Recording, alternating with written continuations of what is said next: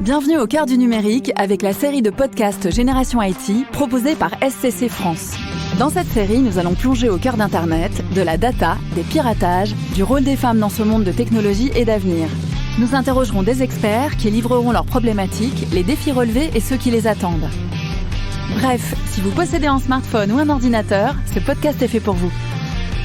Dans un monde où les applications se reproduisent plus vite que les humains, où les besoins technologiques virtuels nécessitent de plus en plus de stockage à la fois robuste, agile et responsable, les entreprises doivent se doter d'une vision aussi efficace à court terme qu'à l'avenir. Si les questions d'adaptation à la moderne data, de machine learning et de ASA service vous intéressent, vous allez adorer cet échange entre Arnaud Alapaquette de chez SCC France et Gabriel Ferreira, son partenaire chez Pure Storage. Bonjour à tous les deux. Est-ce que vous pouvez vous présenter et présenter les sociétés que vous représentez aujourd'hui ? Alors, Gabriel Ferreira, je suis le directeur technique de Pure Storage en France et Pure Storage est un fournisseur informatique pionnier et spécialisé dans les plateformes de données modernes dans les environnements multi-cloud hybrides. Et notre spécificité, c'est de concevoir des systèmes qui sont intemporels. Arnaud Alapaquette, je travaille pour SCC, je suis business developer pour la marque Pure Storage. SCC, c'est le premier intégrateur de solutions d'infrastructure en France pour des clients du marché public ou du marché privé. On entend beaucoup parler de modern data dans la presse. Toi, Arnaud, comment est-ce que tu définis ça ? Alors, modern data, c'est un nouveau mot pour définir différents nouveaux types de workloads qui va utiliser de la data. Donc, c'est tout ce qui est autour du machine learning, de tout ce qui est autour de l'analytique. Donc, en gros, c'est le traitement de différentes données. Ça regroupe aussi l'ancien monde de stockage de baies traditionnelles, mais aussi maintenant le stockage qui est aussi dans le cloud et aussi tout ce qui tourne à la gestion de la vie de la data du début jusqu'à la fin du cycle de vie de la donnée chez nos clients. Ah oui, effectivement, on peut rentrer un petit peu dans les détails. Alors, par la presse et puis, je dirais, les entreprises privées, les organismes publics, on connaît tout ça, développent des applications modernes. Quand on dit moderne, on pense forcément à l'intelligence artificielle, à l'analytique avec des use cases, la voiture autonome, les chatbots, le séquencement génomique dans la santé, etc. Donc tout un tas d'applications de pointe qui génèrent énormément de données qu'on appelle non structurées et qui ont besoin de process, donc beaucoup de compute, beaucoup d'algorithmes derrière, et des plateformes de données qui sont très performantes et qui permettent à ces applications d'avoir des résultats qui sont probants. Donc effectivement, il y a tout un tas de nouveaux use cases que les entreprises et organismes publics adoptent de manière de plus en plus fréquente. Maintenant, comme l'a dit Arnaud, il y a tout un pan de l'informatique, et ça on est habitué parce que l'histoire est un éternel recommencement. Il y a ce qu'on appelle le legacy. Le legacy, ce sont les anciennes applications qui étaient développées en mode 3 tiers avec du Java, des bases de données relationnelles, et qui tournent toujours.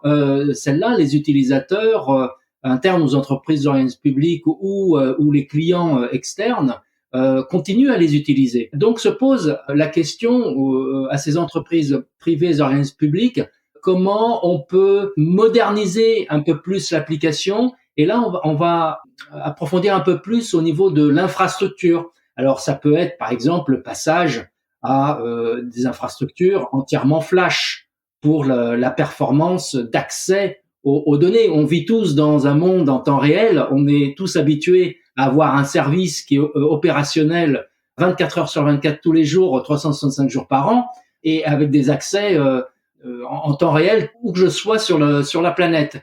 Et donc tout ça, ça requiert finalement des infrastructures qui sont très évoluées et qui sont très performantes à base de flash. Et aujourd'hui, la très grande majorité du stockage de données se fait sur Flash, et Pure Storage a été un pionnier en la matière dans le monde de l'entreprise en lançant les premières plateformes full Flash pour tous les clients et pour tous les cas d'usage il y a maintenant 12 ans.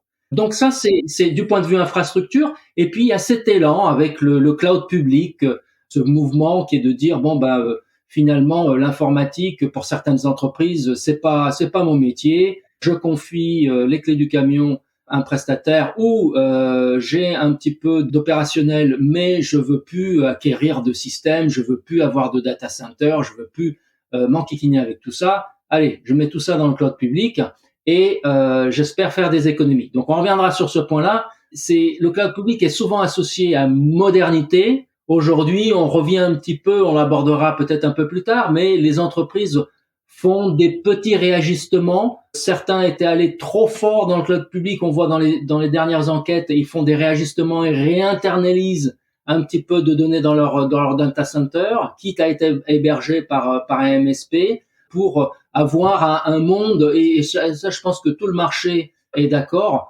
sur un multi-cloud, l'usage en multi-cloud hybride, c'est-à-dire je vais pouvoir consommer dans le cloud public, je peux avoir également des données on-prem, et puis je vais avoir en fait plusieurs fournisseurs, et la donnée va pouvoir résider à plusieurs endroits.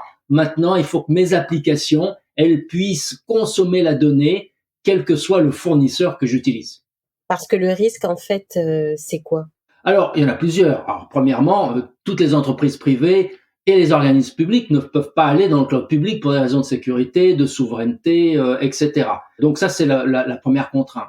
Donc, il faut que les fournisseurs informatiques comme Pure Storage puissent fournir à ces clients-là des offres qui sont très similaires dans l'utilisation et l'usage, la facturation à l'usage, mais avec des systèmes qui sont on-prem, c'est-à-dire dans les data centers des clients. Mais avec la même flexibilité, la même agilité opérationnelle et financière. Donc ça, c'est une offre qu'on développe et qui s'appelle le Pure as a Service, qu'on a lancé depuis 3 ans et qui marche très fort, et qui sont source d'économies et de gains opérationnels. Puis vous avez ensuite le problème, je pense qu'on reviendra un peu plus tard, mais lorsque vous choisissez un opérateur, quel qu'il soit, ou une plateforme, vous avez le problème de lock-in qui est pas nouveau, c'est-à-dire que le fournisseur, il va tout faire pour vous empêcher de repartir ailleurs. C'est de bonne guerre. Donc là, nous, on lutte contre ça avec des offres telles que Portworx et d'autres offres qui sont amenées à sortir et qui vont amener une simplification de la gestion de la donnée, quelle que soit la source de consommation, et la possibilité de pouvoir migrer la donnée d'un endroit vers un autre, d'un cloud public vers un cloud privé, ou vice-versa. Bref, fournir aux clients une liberté d'usage de leurs données. Et puis, il y a la nécessité de pouvoir se projeter aussi dans la durée. Peut-être qu'Arnaud peut nous expliquer justement en quoi finalement Pure Storage répond à de nouveaux besoins techniques et dans le temps. Tout à fait. Alors déjà, Pure Storage, comme m'a expliqué Gabriel, est une solution basée sur des médias historiquement flash et maintenant full NVMe sur la dernière génération qui est sortie, la génération X3. Mais il y a aussi la grande force, c'est aussi ce qu'ils appellent l'Evergreen.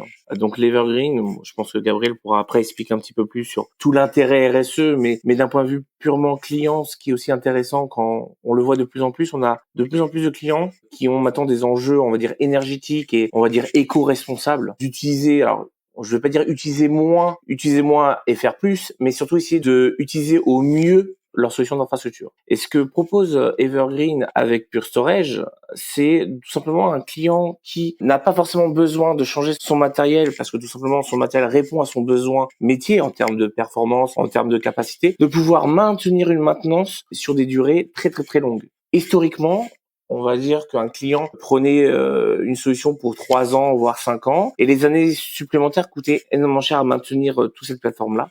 Et on devait régénérer un projet de migration. Donc souvent, ça mettait énormément de temps de préparation et de mise en place. Et c'est Pure Storage, c'est comme ça qui est venu sur le marché français. On le voit de plus en plus. C'est une fois qu'on a une solution Pure et que la solution Pure nous plaît au client, mais tout simplement, il peut garder cette Pure pendant 5 ans, 8 ans, 10 ans, toujours en ayant le même coût de maintenance dans le temps. Et ça, c'est vraiment un nouveau besoin qu'on a chez nos clients, que l'infrastructure ne soit plus un sujet, mais que l'infrastructure est là pour répondre à un besoin métier chez nos clients. Quel est l'impact finalement de toute cette tendance RSE au niveau des achats IT et donc pour vous de façon directe à tous les deux? Comme vous l'avez dit, vu l'urgence climatique actuelle, il y a une forte mobilisation dans le monde et y compris en France, et toutes les entreprises, organismes publics sont appelés à contribuer à cet effort, et donc les services IT sont tout naturellement sollicités parce que vous l'avez dit, si on ne fait rien, au rythme où on va, une grosse partie de l'énergie qui est produite sur la planète sera consommée par l'IT. Alors l'IT ou le numérique en général, le data center représentant une toute petite portion, bien évidemment, de ce chiffre-là. Au-delà de ça, que Arnaud soulignait, c'est à travers l'Evergreen, c'est bien le point de discussion, le point de départ de la création de Pure Storage il y a 10 ans, et ce qui a fait le succès en 10 ans, on est passé de 0 à 2,2 milliards et 4 000 employés, et les raisons pour lesquelles les clients achètent nos solutions, au-delà de la qualité et de l'innovation de nos solutions, c'est bien le côté intemporel de nos solutions, c'est-à-dire qu'on a mis l'éco-conception au centre du développement de tout ce qu'on fait. Et donc, lorsque vous faites l'acquisition d'une plateforme de données chez Pure Storage, vous avez la garantie, c'est dans les conditions générales de vente, que vous pouvez prolonger la vie de cet équipement de manière indéfinie à partir du moment où vous acquittez vos droits d'usage ou votre contrat de service et de maintenance. Vous pouvez utiliser aussi longtemps que vous souhaitez cette plateforme. Il n'y a pas de fin de vie, donc c'est une forme de lutte contre l'obsolescence programmée logicielle et matérielle, avec la possibilité de mettre à jour technologiquement la plateforme, mais en aucun cas d'être contraint de la jeter à la poubelle dans sa globalité. Si je dois faire l'analogie avec, par exemple, un autre équipement électronique, mais grande consommation comme le smartphone, au lieu de passer à la boutique tous les 2 ans pour changer de téléphone et du coup devoir migrer ses applications et ses données et avoir le risque d'en perdre ou d'en corrompre, eh bien, vous allez tout simplement pouvoir remplacer l'écran pour bénéficier de la nouvelle résolution d'un écran, ou changer uniquement le processeur pour bénéficier de plus de performance, ou encore de la partie stockage pour bénéficier de plus de capacité, etc. Donc l'idée c'est alors, elle est pas nouvelle, c'est quelque chose qu'on connaît depuis le siècle dernier, mais on l'a mis en pratique, on fait un effort, ça nous coûte de l'argent en conception, mais ça vaut le coup parce que finalement, le fait de ne pas tout jeter tous les 5 ans, le client, il se retrouve économiquement, on le conçoit bien. Donc on achète moins. Quand on achète moins, on produit moins. Quand on produit moins, l'empreinte écologique est réduite, moins d'eau, moins de minerais, moins de transport et des plateformes qui durent plus longtemps. Ça, c'est le gain financier. Ensuite, comme vous achetez moins ou vous anticipez, vous avez besoin de moins anticiper l'évolution de vos besoins sur 4-5 ans, vous achetez quelque chose qui est plus juste au niveau de vos besoins actuels. Et donc, du coup, votre empreinte énergétique, l'empreinte environnementale est réduite parce que l'équipement ou la solution que vous achetez est moins encombrante. Il n'est pas rare d'avoir des entreprises d'organismes publics, quand ils achètent une plateforme de données, ils achètent 2 ou 3 fois plus capacitif que ce qu'ils ont besoin aujourd'hui pour prévoir l'évolution des besoins sur 4 à 5 ans. Ça, c'est devenu une hérésie économique, parce qu'on sait très bien que le matériel informatique, il baisse, le coût de production baisse dans le temps, donc c'est une première mauvaise affaire. Une deuxième mauvaise affaire, c'est que vous vous retrouvez avec des équipements qui sont 3 fois plus gros que ce que vous avez besoin, donc ils consomment également 3 fois plus en data center, en énergie, et puis il faut s'en occuper. Opérationnellement, ça a un coût, c'est une deuxième mauvaise affaire. Et puis, troisième mauvaise affaire, vous vous privez de mettre de la mise à jour technologique par rapport aux innovations qui sortent régulièrement. Donc, si j'achète pour 5 ans, je me prive des technologies d'utiliser ou de mettre à jour des technologies qui vont apparaître dans 18, 24 mois. Donc, c'est une triple mauvaise affaire. Et c'est pour ça que dans la très, très grande majorité des cas, les clients font le pas Pure Storage au-delà de la qualité de nos solutions et de l'innovation qu'on apporte sur le marché. C'est une forme de sobriété. Alors, évidemment, les entreprises et organismes publics doivent éduquer leurs utilisateurs dans la consommation du numérique, mais on le sait tous bien, on a quand même besoin de l'IT, on a quand même besoin de numérique, et pour cela, on est capable de réduire les empreintes environnementales chez les clients par 10. Donc, il existe des solutions aujourd'hui. On mesure les bénéfices chez nos clients, et quand on fait des études en termes d'empreinte écologique, c'est bien souvent des gains supérieurs à 10 par rapport à l'empreinte environnementale d'aujourd'hui. Donc, c'est des gains qui sont extrêmement significatifs. Donc, il y a des solutions, il faut les mettre en place. Et toi, de ton côté, Arnaud, est-ce que ce sont des demandes ou des tendances que tu observes dans les demandes des clients ou dans les questions qu'ils se posent? Clairement, c'est une question. Si je vois un petit peu dans le passé, historiquement, on n'avait pas ces enjeux autour des questions autour de RSE. On a commencé à le voir il y a à peu près 4-5 ans, en tout cas, je vois sur les clients qu'on gère chez CC. On le voyait beaucoup chez les grands comptes et surtout dans les comptes autour de l'énergie, ce qui a du sens parce que ce sont ceux qui fournissent et qui travaillent autour de l'énergie. Mais on le voit maintenant de plus en plus, depuis la crise du Covid, les enjeux environnementaux sont devenus, je vais pas dire encore une priorité absolue, mais on commence à le voir dans les appels d'offres, surtout dans le public, mais même aussi dans le privé, des fortes contraintes autour de ces enjeux. Et on le voit maintenant, ça devient une des questions. Souvent, ça arrive après la performance. Ça demande après, comment vous pouvez m'aider à gérer cette problématique environnementale qui devient de plus en plus important, même chez les clients de taille intermédiaire comme les ETI en France. Et alors, bon, là, on a fait un petit détour par le passé pour essayer de recontextualiser tout ça, mais justement, si on regarde vers l'avenir, les projections à 10 ans et même peut-être plus, quels sont les écueils et les problèmes que vous essayez d'anticiper et sur lesquels vous travaillez? En tant que fournisseur informatique, donc spécialisé dans ces plateformes de données, on va continuer, alors plusieurs axes. Le premier axe, on va continuer à miniaturiser les plateformes de stockage. Donc, on a eu des gains extraordinaires depuis 10 ans. On va accentuer, on est un spécialiste des plateformes de données, donc on va continuer cet effort de miniaturisation et garder cet avantage sur le marché. Aujourd'hui, nos systèmes requièrent 10 fois moins d'espace et 10 fois moins d'énergie que d'autres systèmes du marché. Donc ça, c'est un axe important. L'axe performance, c'est-à-dire que nos clients ont toujours besoin de plus de performance, ils génèrent de plus en plus de données. Donc, on va essayer à ce que l'augmentation de l'empreinte soit la plus réduite possible, tout en leur permettant d'accéder avec un niveau de performance encore plus grand. Donc ça, c'est un premier axe technique. On a réussi, c'est un challenge qu'on a réussi depuis 10 ans et on est très confiant dans le futur, dans le progrès dans les solutions et les mises à jour technologiques qu'on va sortir dans les prochains mois et les prochaines années. Le deuxième axe, je l'ai un petit peu abordé tout à l'heure, c'est qu'on voit se dessiner un problème de plus en plus critique pour les entreprises et organismes publics, c'est-à-dire que ils ont ce besoin de pouvoir bouger la donnée d'un environnement, d'une plateforme vers une autre, quelle que soit la plateforme. Ça peut être une plateforme du cloud public, une plateforme dans un cloud privé. Et ces opérations-là, on le sait très bien, sont difficiles. Une fois que les données sont sur un environnement, malheureusement, il n'y a pas de passerelle ou il n'y a pas de passerelle évidente entre environnements. Donc, notre axe de travail, on y a travaillé.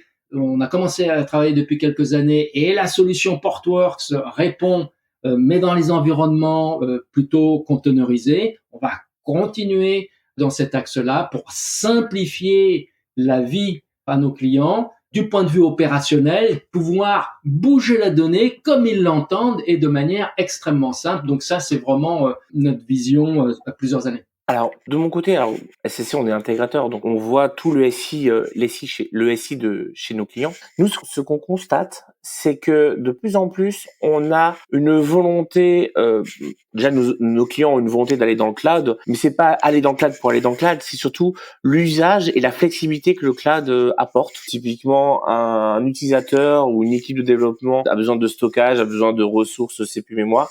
Ils prennent cette ressource et ils ont pas besoin de savoir qu'est-ce qu'il y a derrière. Nous, ce qu'on sent et ce qu'on voit venir, c'est qu'on va avoir ce même besoin pour les solutions qui sont on-prime, donc chez nos clients, dans leur data center, avoir la même utilisation. Donc, on l'a un petit peu pour la partie, on va dire, compute, avec la virtualisation, avec les clouds privés qu'on peut avoir. Et nous, ce qu'on voit de plus en plus, c'est qu'on sent qu'on va avoir le même besoin en termes de stockage. Typiquement, avec des utilisateurs, on dit moi j'ai besoin d'un stockage performant avec de la résilience pour être protégé contre les ransomware. Donc il va consommer du stockage comme vous consommerez un service de VOD ou un service téléphonique où je veux payer un stockage pour 6 mois, 18 mois sans forcément acheter le stockage mais le consommer comme un service. Donc je pense qu'on va avoir de plus en plus de demandes de stockage en mode à la demande et je pense que ça va être l'avenir d'ici 2-3 ans. Je pense que ça va devenir le mode de consommation du stockage